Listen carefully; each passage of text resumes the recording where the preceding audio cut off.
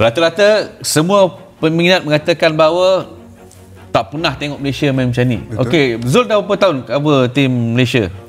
10, 15 tahun. 15 tahun? Ya. Sepanjang 15 tahun? Apakah ini for the first time awak tengok permainan yang berkelas dunia yang ditunjukkan skuad Malaysia, ataupun sebenarnya kita pernah ada tapi ini adalah penambah kebaikan saja?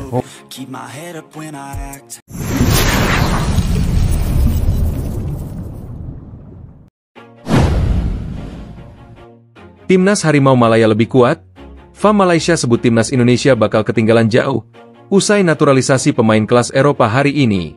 Kuala Lumpur, Federasi Sepak Bola Malaysia, FAM, kembali membuat gebrakan besar yang mengguncang peta kekuatan sepak bola Asia Tenggara.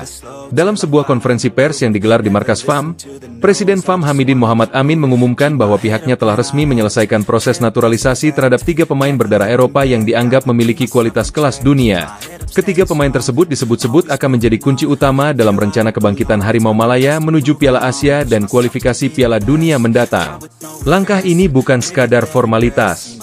Ketiga pemain yang dinaturalisasi berasal dari klub-klub ternama di Eropa dan memiliki pengalaman di Liga Top Benua Biru.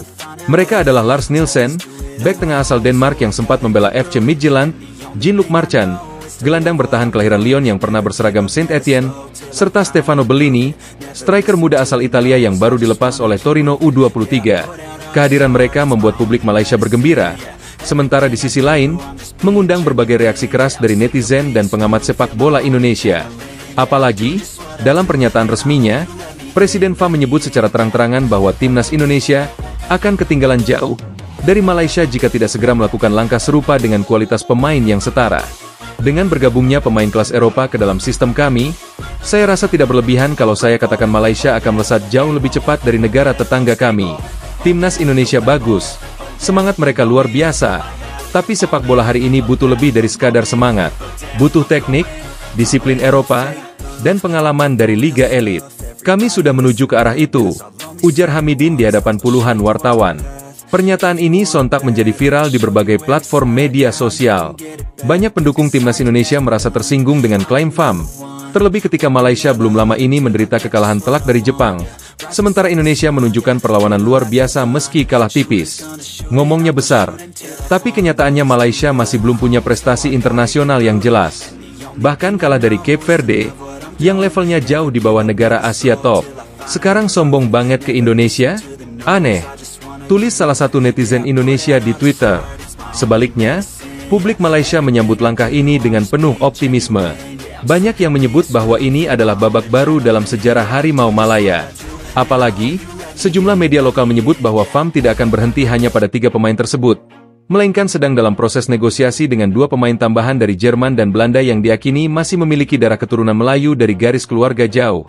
Langkah ini secara tidak langsung meniru strategi yang sebelumnya digunakan oleh Indonesia, di mana skuad Garuda banyak mengandalkan pemain keturunan yang bermain di Eropa seperti Rafael Struijk, Ivar Jenner, Jai Itzes, hingga Nathan Choeon. Namun bedanya, Indonesia banyak mendatangkan pemain yang masih berusia muda dan dianggap memiliki masa depan panjang. Di sisi lain, Indonesia juga tidak tinggal diam. Terbaru, Ketua Umum PSSI Erick Thohir dan pelatih Patrick Kluivert telah mengonfirmasi bahwa proses naturalisasi terhadap Pascal Struijk, Ian Madsen, Jairo Riedewald, Miliano Jonathans, dan Mitchell Bakker telah resmi rampung. Kelima pemain ini bahkan telah menjadi warga negara Indonesia dan bisa dimainkan dalam fase round 4 kualifikasi Piala Dunia 2026 yang akan berlangsung mulai September nanti. Ini bukan soal siapa duluan atau siapa lebih banyak, tapi siapa yang benar-benar mengintegrasikan mereka dalam sistem timnas dengan tepat.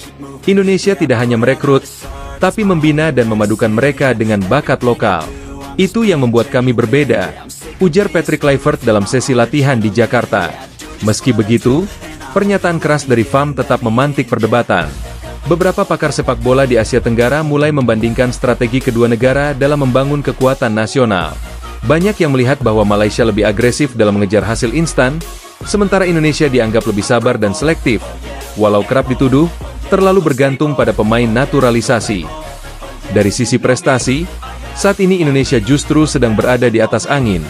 Lolos ke round 4 kualifikasi Piala Dunia 2026, menjadi satu-satunya negara ASEAN yang masih bertahan di jalur Piala Dunia. Malaysia dan Vietnam harus rela tersingkir